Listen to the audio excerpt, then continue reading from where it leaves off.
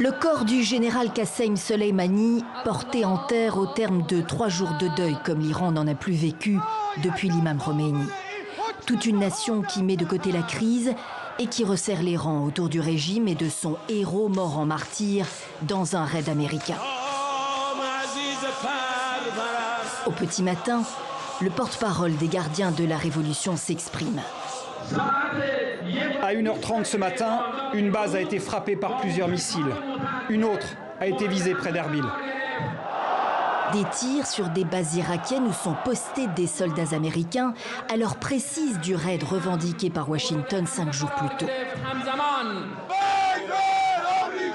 Viva dans les rues de Téhéran au cri de mort à l'Amérique, mort à Israël, mort au Royaume-Uni.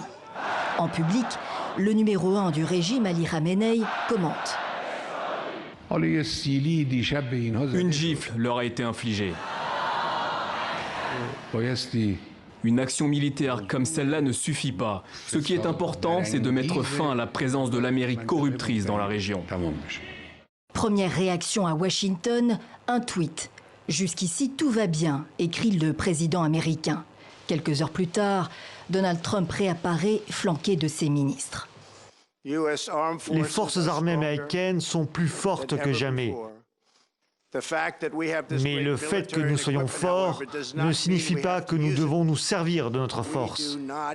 Nous ne voulons pas nous en servir. La force militaire et économique des États-Unis est la meilleure dissuasion. Il promet de nouvelles sanctions contre l'Iran et assure qu'il n'y a eu aucune victime américaine ou irakienne dans les raids de l'Iran. Les appels à la désescalade se multiplient pendant ce temps.